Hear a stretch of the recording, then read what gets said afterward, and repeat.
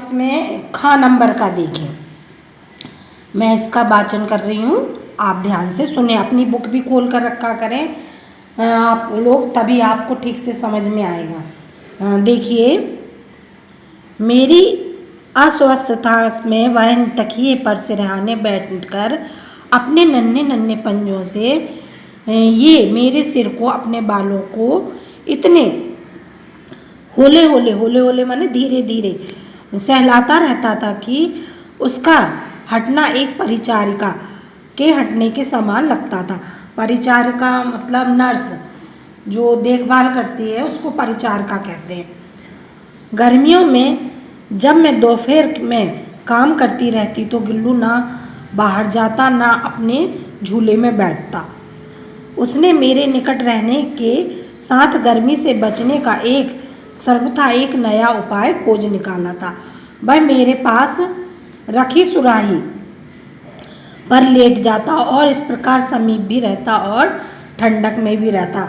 मतलब जब महादेवी वर्मा जी जो थी कुछ भी काम करती तो वह क्या करता, गर्मी से बचने के लिए सुराही पर क्या करता था, लेट जाता था, जिससे उसे ठंडक मिलती और महादेवी वर्मा के निकट भी रहता था। अब चलिए इससे संबंधित प्रश्नों के उत्तरों को देखिए।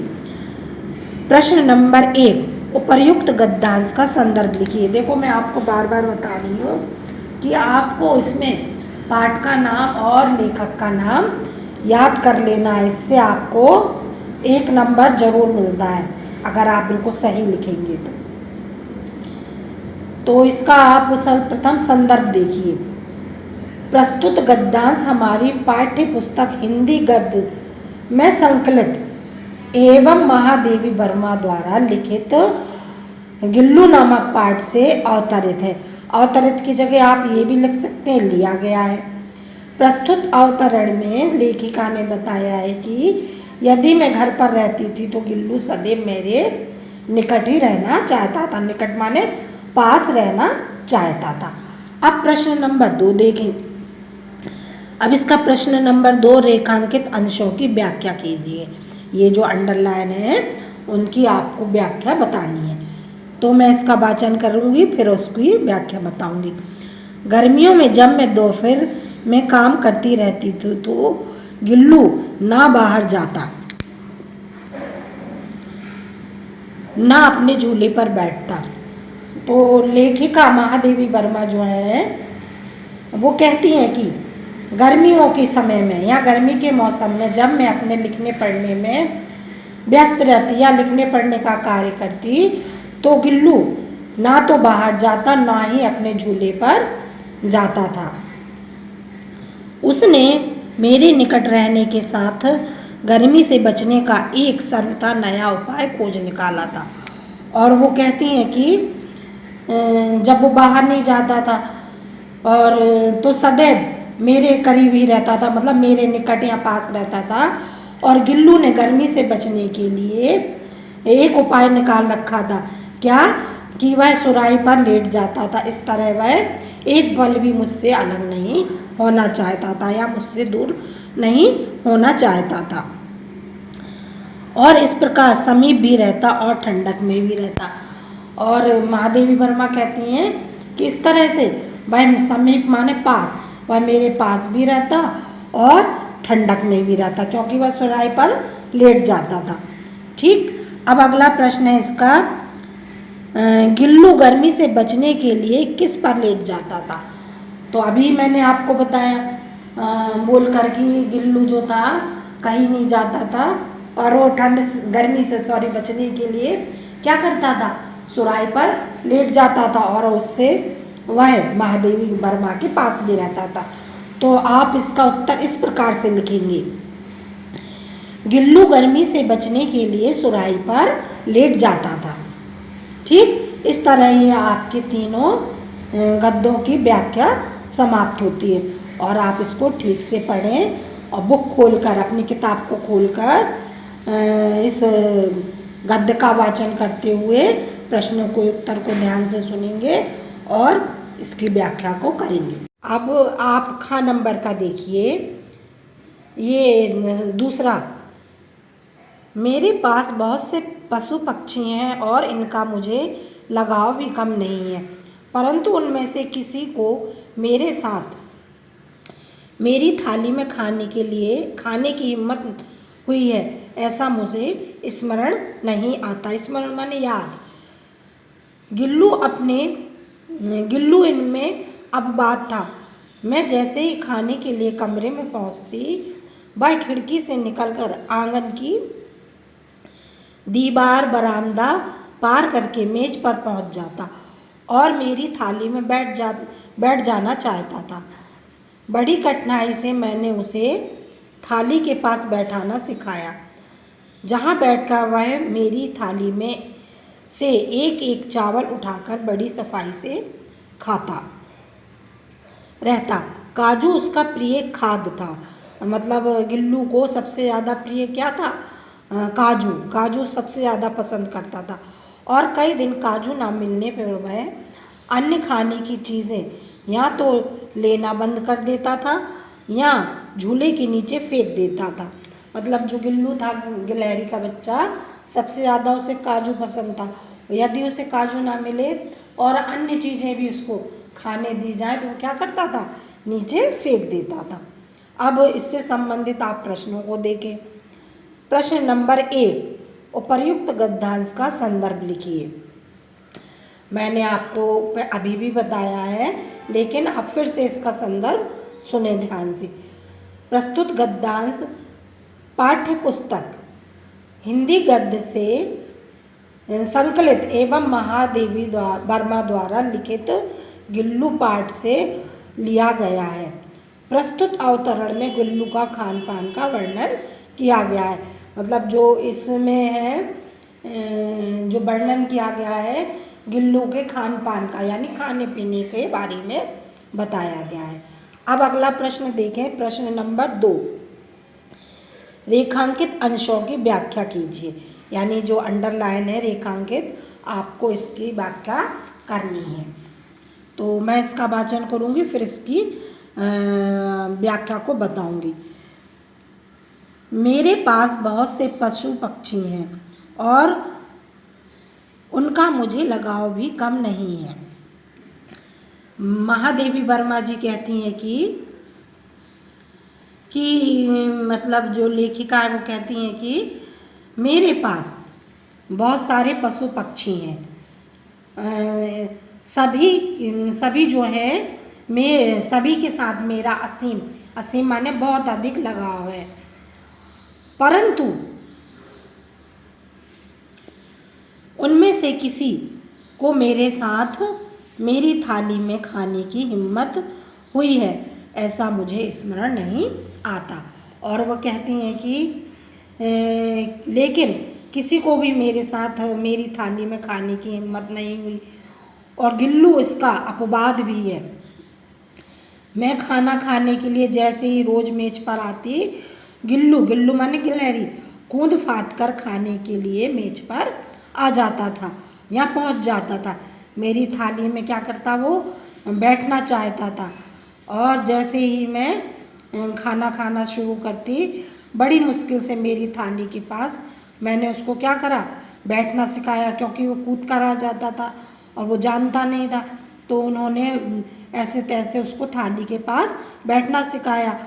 और उसके बाद गिल्लू मेरी थाली के पास बैठ जाता और बैठकर क्या करता था, एक एक चावल को उठाकर निकाल कर खाता था।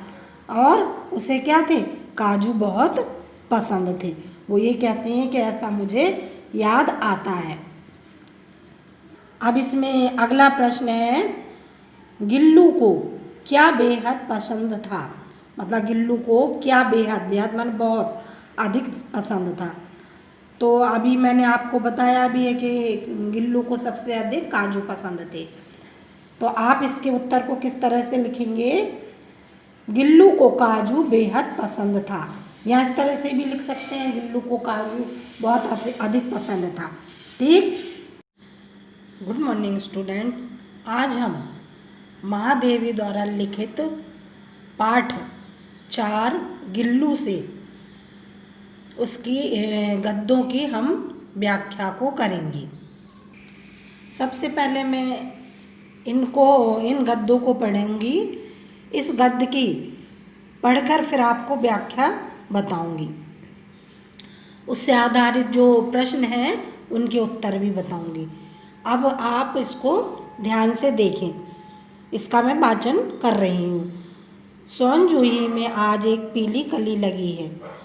उसे देखकर अनायास ही एक छोटे जीव का स्मरण हो आया,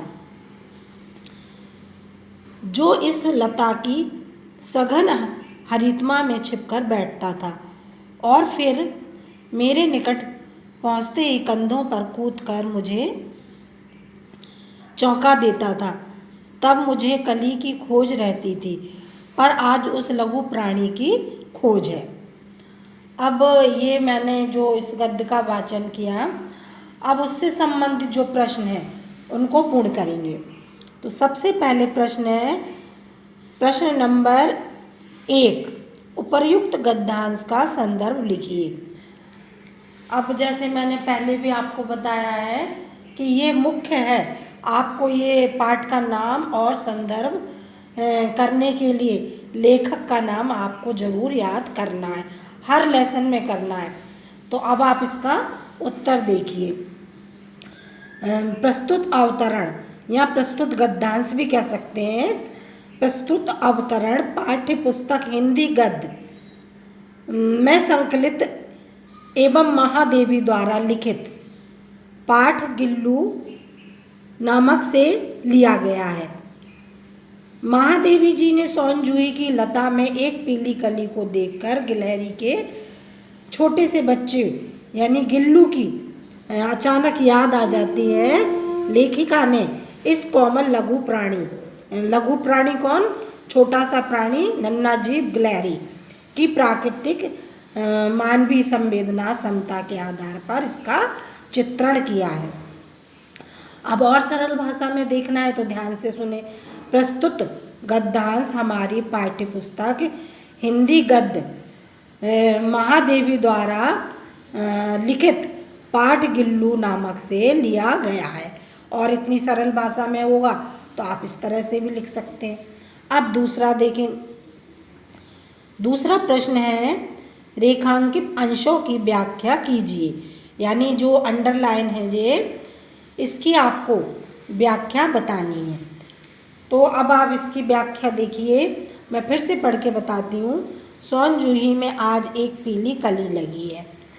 तो लेखिका महादेवी वर्मा जी कहती हैं कि सोन जूही की लता में मुझे एक पीली कली दिखाई दे रही है। उसे देखकर अनायासी उस छोटे जीव का स्मरण हो आया, जो इस लता की सघन हरितमा में छुपकर बैठता था।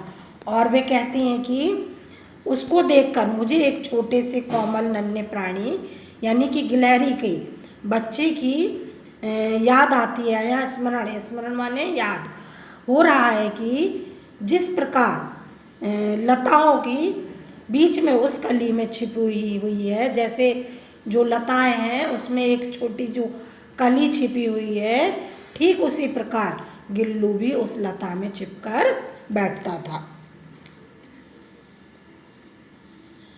और फिर मेरे निकट पहुंचते ही कंधों पर कूदकर मुझे चौंका देता था। और क्या कहती हैं कि जब मैं लता के निकट जाती तो वो लता के निकट किस लिए, यानी पुष्प लेने के लिए जाती, तो लता के बीच में छिपा हुआ गिल्लू नन्हा प्राणी मेरे कंधों पर कूदकर मुझे अचानक चौंका देता था।